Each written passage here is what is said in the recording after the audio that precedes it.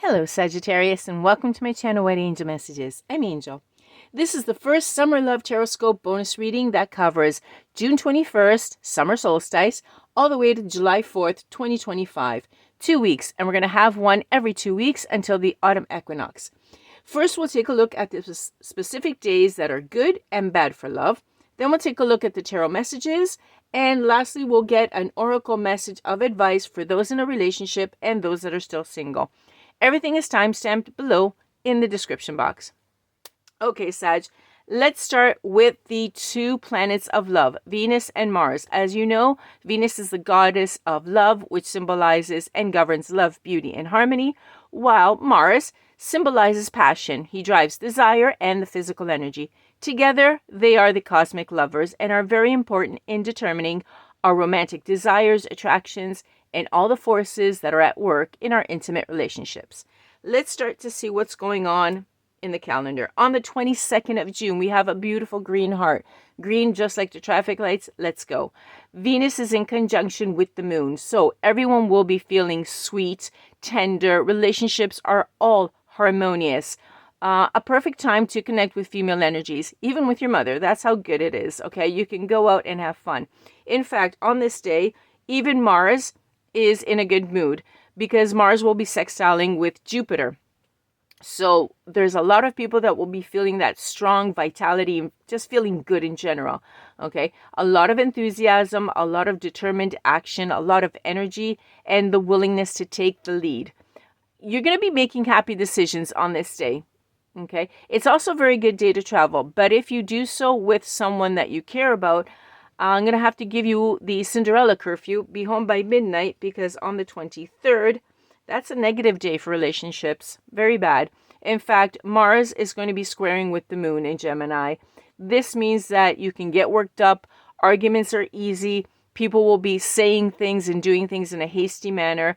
Therefore, disagreements within the couples, not a good day at all, okay? A lot of people are going to have repressed emotions and feel moody, and that's definitely not what anyone wants, okay? Let's go on, because that was a bad day. The 25th. In this case, Mars, which is in Virgo, will sextile the moon in Cancer. Here, everyone will be able to say the right thing at the right time with the person that they care about, okay? It's a really good day for relationships. And in fact, it continues on to the 26th, which gets even better.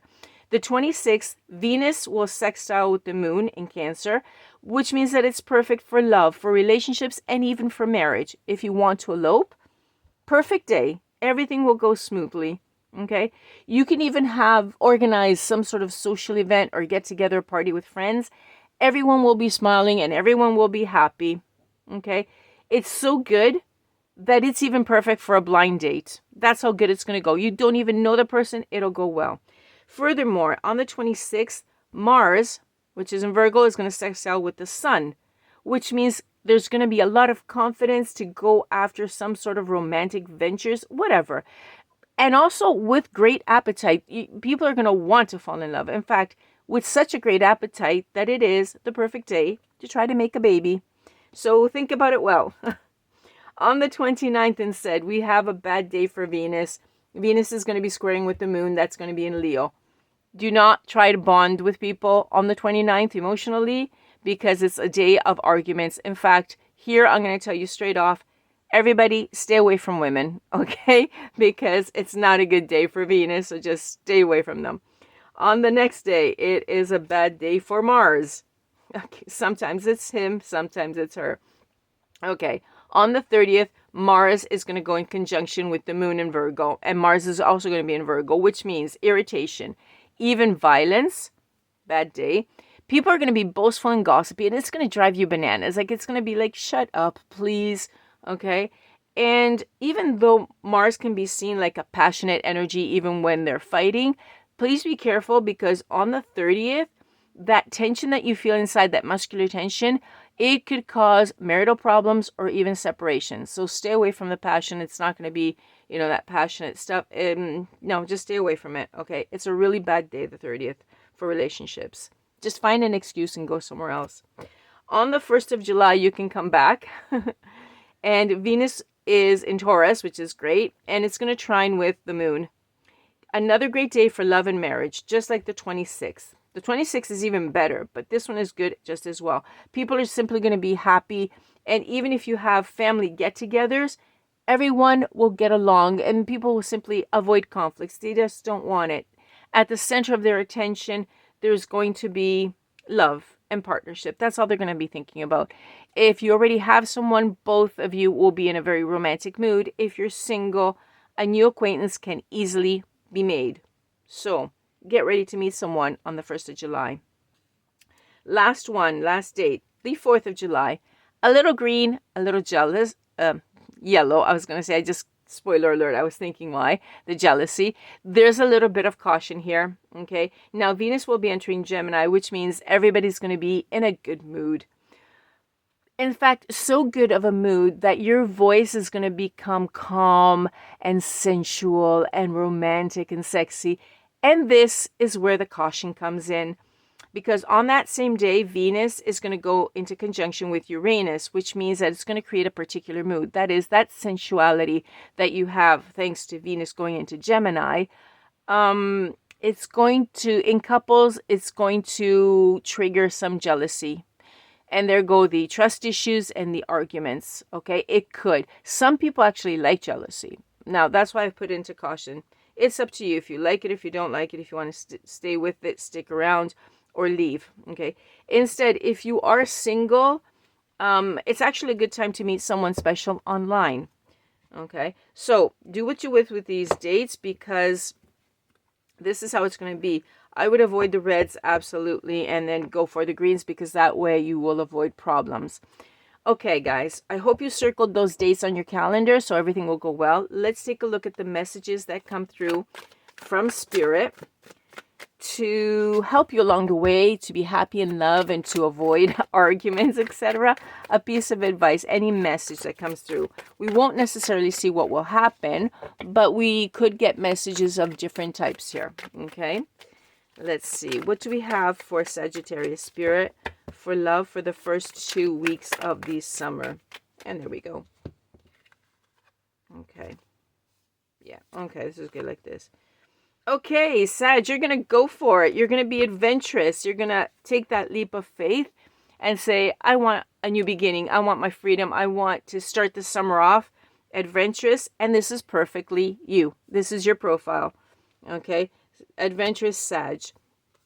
And it's going to be followed by the 8 of Wands in the reverse. There is a little bit of slowness. Okay. You're going to take off ready and willing. And there's going to be simply a little bit of slowness. Remember that we are in June. And June, as if you follow the normal Tarotscopes, is a slow month for love. It's slow and sweet. So you're going to take off with your Sagittarian energy ready to jump off the cliff, whereas everyone else is going at a slower pace. So don't worry about that. You are going in the right direction in any case. So you may see some delays, something going slow, but that's not negative. It's simply the way the energy is in general. Remember that these readings about love are complementary to the other Tarotscopes, which show you a lot more in a broader sense. So we have to take that into consideration as well. Okay, Spirit, another message for our Sagittarians for the first 2 weeks of the summer. Wow. Take them all? Okay, I heard take them all. We're going to be here a while. Okay, we're going to take them all for Sag. Let's see. Okay, let's see. Page of Pentacles. Okay, we have something coming in.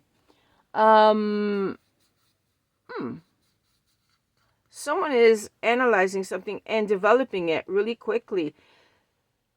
You're studying it, you're developing it, you're being very practical because you do not want to miss this opportunity.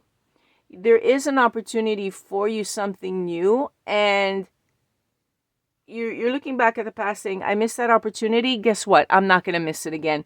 This time I'm going to plan it out well, and I'm going to go for it.